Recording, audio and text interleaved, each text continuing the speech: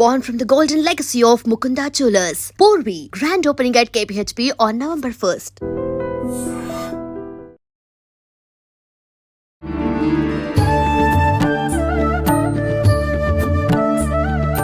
నమస్కారం, welcome to I dream. ధర్మ మార్గం విత్ విజిత కార్యక్రమానికి స్వాగతం. ప్రస్తుతం మనతో పాటు ఉన్నారు ప్రముఖ జ్యోతిష్య వాస్తు పండితులు, లలితా ఉపాసకులు శ్రీ శ్రీ శ్రీ నానాజీ పట్నాయక్ గారు. ఇప్పుడు వారితో మాట్లాడి మరిన్ని విషయాలు తెలుసుకుందాం. నమస్కారం అండి. శ్రీమాత్రే నమః.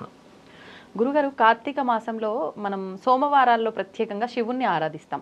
కానీ ముఖ్యంగా కార్తీక మాసంలో కార్తీక దామోదరుణ్ణి ఆరాధించాలి అని అంటుంటారు. కానీ ఎక్కువగా శైవ ఆరాధన చేస్తూ ఉంటారు, శివుడికే పూజలు చేస్తారు.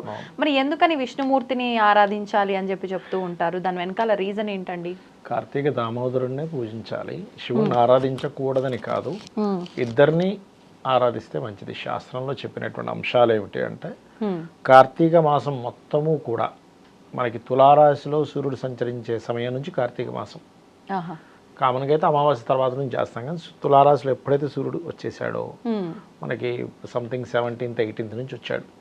అక్కడి నుంచి ఏంటంటే మనం నదీ స్నానాలు, దానములు, పితృ సంబంధించిన కార్యములు, వ్రతాలు, నోములు, సకల దేవతా సంబంధించినవి చేసుకోవచ్చు కార్తీక మాసంలో. ఎందుకు ఇంత పవర్ఫుల్ అసలు కార్తీక మాసానికి? ఇక్కడ శివుడా విష్ణు ఆ పూజ చేయడం అని కాకుండా, కృత్తికా నక్షత్రంలో చంద్రుడి యొక్క సంచారం పౌర్ణమి నాడు ఉంటుంది కాబట్టి కార్తీక మాసం. కృత్తికా నక్షత్రానికి ఉన్నటువంటి లక్షణం ఏమిటి అంటే, కృత్తికా నక్షత్రానికి అధిపతి ఎవరు అంటే అగ్ని. చెప్పాలంటే నక్షత్రాధిపతి ఏమో రవి, అగ్నిదేవుడు అవుతాడు. అగ్నికి ఉండేటువంటి లక్షణం దహింపజేసేటువంటి లక్షణం ఉంటుంది. దహింపచేసే లక్షణం ఉంటుంది కాబట్టి కార్తీక దీపములు వెలిగిస్తాం మనం. అది ఎప్పుడు వెలిగించాలి? ఉదయం 48 నిమిషాల ముందు, సూర్యోదయానికి 48 నిమిషాల ముందు, సాయంత్రం సూర్యాస్తమం తర్వాత 48 నిమిషాల తర్వాత వెలిగించాలి. ఎప్పుడు పడితే సుమారుగా అంటే ఆల్మోస్ట్ ఇప్పుడు మనకి 6:30కి అవుతుంది అనుకోండి సూర్యోదయం. దానికంటే ముందు 48 నిమిషాల ముందు అంటే ఆల్మోస్ట్ 5:30, 5:40, 5:30 అనుకోండి. 5:30 లోపల వెలిగించేసుకోవాలి. లేదా సాయంత్రం సమయంలో 6:30కి అవుతుంది. మీకు నెట్లో కొడితే వచ్చేస్తుంది ఈరోజు సూర్యోదయం ఎంత, సూర్యాస్తమం ఎంత. ఒక గంట తర్వాత, గంట ముందు అనుకోండి రఫ్గా వేసుకుంటే. చుక్కలు కనబడాలి, ఆకాశంలో స్టార్స్ ఉన్నప్పుడు వెలిగించాల్సినటువంటిది. ఉదయం నిద్ర లేచిన వెంటనే ఈ కార్తీక మాసం అంతా కూడా 4 గంటలకే స్నానం చేయాలి. చల్లటి నీళ్ళతో, అది కూడా వేడి నీళ్ళతో చేస్తే కాదు. స్త్రీలకి అంటే వాళ్ళు కొంచెం వృద్ధులు ఉన్నారు, చిన్నపిల్లలు ఉన్నారు, అనారోగ్యంతో ఉన్నారు, వాళ్ళు గోరువెచ్చని నీళ్ళతో చేయొచ్చు. కానీ అంటే పూజ చేసేవారు ఒక్కరు కాదు, ఇంటిలి పాది చల్లటి నీళ్ళ స్నానాలు చేయాలి. అయ్యో, ఇప్పుడు సూర్య భగవానుడు నీచంలో ఉంటాడు కార్తీక మాసంలో. సూర్యుడు దేనికి ప్రతీక? గుండెకాయ. మనిషి యొక్క హార్ట్కి సూర్యుడు ప్రతీక. అందుకే ఎవరి జన్మ జాతకంలో అయినా సూర్యుడు కనుక పాడయ్యాడు అనుకోండి, వాళ్ళ చాట్లో అంటే పాపగ్రహాలతో ఉన్నాడు, వాళ్ళకు వచ్చేటువంటి డిజీజెస్ ఏమొస్తాయి? ఇండైజెషన్ ఇష్యూస్, డైజెస్ట్ సరిగ్గా అవ్వదు, హార్ట్ రిలేటెడ్ ఇష్యూస్ ఉంటాయి వాళ్ళకి. ఎనీ చార్ట్ మీరు తీసుకోండి, సూర్యుడు పాడయ్యాడు, రిలేషన్స్లో తండ్రితో సరిగ్గా ఉండదు, ఆఫీస్కి వెళ్తే బాస్తో సరిగ్గా ఉండదు. ఎందుకంటే సూర్యుడు అధికారులకు కారకుడు, తండ్రికి కారకుడు, డైజెస్టివ్ పార్ట్కి కారకుడు, మెయిన్ హార్ట్కి కారకుడు. అంటే మెయిన్ ఏదో మెయిన్ వాటికి దెబ్బతీస్తుంది. అలాంటి సూర్య భగవానుడు నీచంలో ఉన్నప్పుడు మీరు చల్లనీళ్ళతో చేస్తే, చల్లనీళ్ళతో మనం స్నానం చేయడం జరిగేది ఏమిటి అంటే, ఒక జల్ అన్నట్టు ఒక పులకింతలాగా వస్తుంది. నర్వ్స్లో ఏవైతే క్లాట్స్ ఏర్పడుతుంటాయో అవి క్లియర్ అవుతాయి చల్లనీళ్ళతో చేసినప్పుడు. హార్ట్ ప్రాబ్లమ్స్ తక్కువగా వస్తాయంటారు. అంటే సూర్యుడు తక్కువగా ఉన్నాడు, అప్పుడు సూర్యుడు చాలా నీచ స్థానంలో ఉన్నప్పుడు మీరు చేస్తే ఆ నీచ స్థానంలో గోచారంలో ఉండేటువంటి ఎఫెక్ట్ మీ మీద పడకుండా ఉంటుంది. అది ప్రధానమైనటువంటి కారణం కార్తీక మాసంలో మనం. ఇంకొకటి, కార్తీక మాసంలో వేడి నీళ్ళతో స్నానం చేస్తే కళ్ళుతో స్నానం చేసిన సమానం అంటూ ఉంటారు, అది నిజమా అండి? అంత ఏం కాదు, కానీ మెయిన్గా ఏంటంటే ఇప్పుడు ఒకటే సైంటిఫిక్ రీజన్ అయితే అది. ఇక రెండవది ఏంటంటే, మనకి ఏదైనా రోగాలు ఏ కాలంలో వస్తాయని మీరు కనుక డాక్టర్ని సంప్రదిస్తే, వాళ్ళకి చలికాలం, వర్షాకాలం ఎక్కువ రోగాలు వస్తాయి. అంటు వ్యాధులు ఇవన్నీ రావడానికి ఎక్కువగా రోగగ్రస్తుడు ఎవడవుతాడు? ఎక్కువసేపు నిద్రపోతే రోగగ్రస్తుడు అవుతాడు. నిజంగా సీరియస్గా ఎక్కువసేపు నిద్రపోతూ ఉండండి, ఏమి చేయక్కర్లేదు. 24 గంటల్లో మాటిమాటికి నిద్రపోతూ ఉండండి, ఖచ్చితంగా రోగం వస్తుంది ఆ జాతకుడికి. అందులో ఎక్కువ చలి ఉన్నప్పుడు ఎక్కువసేపు నిద్రపోతూ ఉంటే మరింత ఎక్కువగా వస్తుంది రోగం. అందుకని దాన్ని అవాయిడ్ చేయడానికి, మనలో ఉష్ణం పెరగడానికి, మనలో ఉన్నటువంటి ఆ యొక్క రుగ్మతలు తగ్గడానికి నరాలు ముడుచుకుపోతాయి. ఎక్కువసేపు నిద్రపోతున్నాను అనుకోండి, యాక్టివ్గా లేదనుకోండి, మనలో ఉండేటువంటి నరాలు ముడుచుకుపోయి నర్వ్ రిలేటెడ్ ఇష్యూస్ వస్తూ ఉంటాయి. ఆ నర్వ్ రిలేటెడ్ డిజార్డర్స్ పోవడానికి సైంటిఫిక్ గాను మరియు కృత్తికా నక్షత్రానికి అధిపతి అగ్ని కాబట్టి అగ్ని సంబంధించినటువంటి దీపారాధన చేయడం ద్వారా మన యొక్క కర్మల్ని దగ్ధం చేసుకుంటున్నాం మనమే ఆ స్వామివారికి చేస్తూ.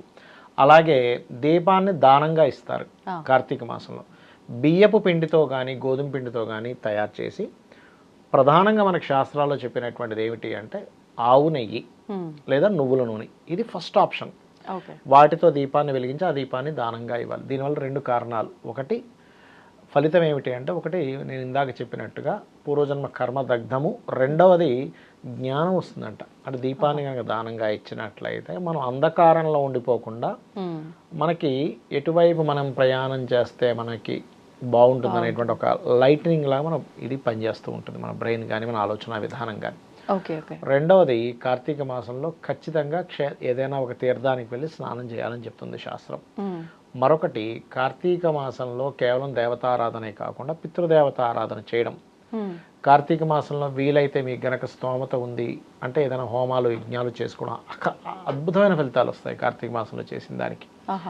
అలాగే కార్తీక మాసంలో అసలు ఎందుకు చేయాలి ఈ క్షేత్ర దర్శనాలు కానివ్వండి అంటే, మనము ఎలాగైతే ఆచరిస్తుంటామో దేవతలు, సిద్ధులు, అప్సరులు, మహర్షులు వీళ్ళందరూ కూడా వచ్చి తీర్థాల్లో స్నానం చేసి వెళ్తూ ఉంటారు కార్తీక మాసంలో.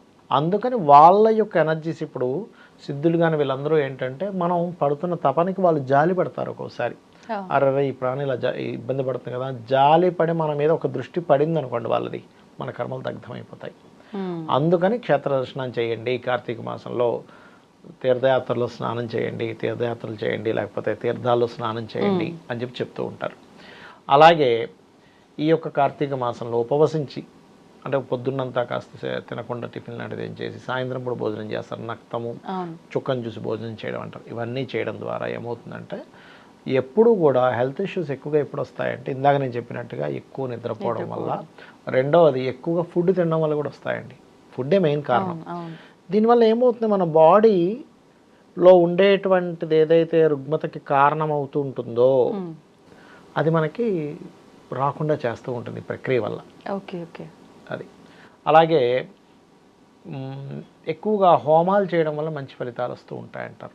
అదేవిధంగా ఒక్కొక్క విషయానికి ఒక్కొక్క పరిహారం ఉంటుంది కార్తీక మాసంలో.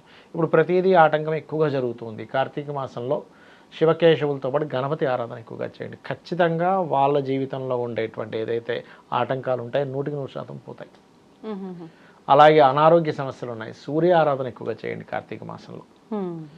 అదేవిధంగా కొన్ని దానాలు చెప్పారు. ఇప్పుడు బాగా అనారోగ్యాలు ఉన్నాయి, లేకపోతే ప్రమోషన్స్ రావట్లేదు, కొన్ని ఇబ్బందులు ఉన్నాయి, వాళ్ళ యొక్క లైఫ్లో వాళ్ళు ఏదైతే మంచి స్టేజ్కి వెళ్ళలేకపోతున్నారు, గోధుమలు దానంగా ఇవ్వాలి. గోవుకి గోధుమ రవ్వ తినిపించమని చెప్తూ ఉండాలి. మెడిటేషన్స్ చేస్తే కనుక కార్తీక మాసంలో బియ్యం దానంగా ఇవ్వడం, అన్నదానాలు ఎక్కువగా చేస్తే మానసిక రుగ్మతలు తగ్గుతాయి, మానసికంగా ఉండేటువంటి స్ట్రెస్ అనేది తగ్గుతుంది. వివాహం అవ్వటం లేదు. ఇక్కడ సూర్యుడు నీచంలో ఉంటాడు కార్తీక మాసంలో. మనం చూస్తే కార్తీక మాసంలోనే ఏదైనా సంబంధాలు చూస్తూ ఉంటాం. ఇక్కడ ఏంటంటే కార్తీక మాసంలో సూర్యుడు నీచంలో ఉన్నందుకు ఇప్పుడు ప్రత్యేకంగా రవి కుజుడితో కలిసినాడు సూర్యుడు ఇప్పుడు ఈ కార్తీక మాసంలో. కాబట్టి కొంచెం వివాహ సంబంధించినటువంటి విషయంలో ఎవరైనా కార్తీక మాసం మంచిదని వివాహం జోలికి వెళ్ళినప్పటికీ వాళ్ళ పర్సనల్ చార్ట్స్లో రవికుజుల యొక్క స్థితిగతులు ఎలా ఉన్నాయో కూడా చెక్ చేసుకోవాలి. ఎందుకంటే గోచారంలో ఉండేటువంటి గ్రహాల యొక్క స్థితి వాళ్ళ పర్సనల్ చార్ట్లో ఉండేటువంటి గ్రహాల స్థితి మ్యాచ్ అయితే దాని ఎఫెక్ట్ ఎక్కువగా ఉంటుంది వారికి. అది పాజిటివ్ కావచ్చు, నెగిటివ్ కావచ్చు. ఈ జాగ్రత్తలు తీసుకోవాలి. ఇక్కడ ఏంటంటే ఒక దీక్షలాగా 30 రోజులు తీసుకొని చేసేవాళ్ళు ఉంటారు. వీళ్ళ ఆహారపు అలవాట్ల నుంచి దగ్గర నుంచి దేవతా సంబంధించిన ఆరాధన దగ్గర నుంచి వాళ్ళ యొక్క మానసిక స్థితి, ముఖ్యంగా ఏంటంటే ఏదో దీపం పెట్టేసామా ఇంటికి వచ్చేసామా అంటే సరిపోదు. పక్కవాడి మీద మనం ఎప్పుడు కూడా ఏడవడం కానీ, గాసిప్స్ చెప్పడం కానీ, ఇంకోటేవో ఇట్లాంటివి చేయకూడదు. ముఖ్యంగా ఆధ్యాత్మికత అంటే గుడికి రావడం కాదు, నీ మనస్సుని కంప్లీట్గా నీ ఆలోచన విధానాన్ని సమాజానికి ఉపయోగపడేలా చేస్తున్నావు, నువ్వు ఎలా జీవిస్తున్నావు అనేది ఆధ్యాత్మికంగా దేవతకి ప్రతిదీ కూడా దేవతకి సమర్పిస్తూ, అమ్మవారికి సమర్పిస్తూ లేదా అయ్యవారికి సమర్పిస్తూ నీ జీవితాన్ని అలా గడుపుతున్నావు, అది ముఖ్యం. అదంతా చూసుకుంటే సరిపోతుంది. అంటే భక్తితో పూజలు చేసినప్పటికీ దుర్మార్గపు ఆలోచనలు ఉంటే అంత వృధా అన్నట్లు. అంటే దేవత రాదండి. మీరు పూజ చేస్తే రావడం కాదు, మీ యొక్క తత్వాన్ని బట్టి దేవత మన దగ్గరికి వస్తుంది. ధన్యవాదాలండి. శ్రీమాత్రే నమః. And for more videos, Please subscribe to iDream. Please subscribe to iDream. Please subscribe iDream. And please subscribe to iDream. For more videos, subscribe to iDream. please like, share, and subscribe to the channel. Congratulations, iDream. Subscribe to iDream. Subscribe to iDream. So subscribe to iDream Media. iDream की iDream team अंदर की huge congratulations. Please subscribe iDream Media. Please subscribe to iDream. Subscribe iDream. Please subscribe to iDream. iDream అంటే నా కళల ఛానల్ను subscribe చేసుకున్న నోరు తిరుగుతలేదు, మీరైతే గంట గుర్తు కొట్టండి. For more such videos, please subscribe to iDream. Subscribe to iDream. Please subscribe to iDream. Please subscribe iDream Media. Please do subscribe to iDream. Please subscribe to iDream Media. For best entertainment and information, please subscribe iDream. And don't forget to subscribe to iDream.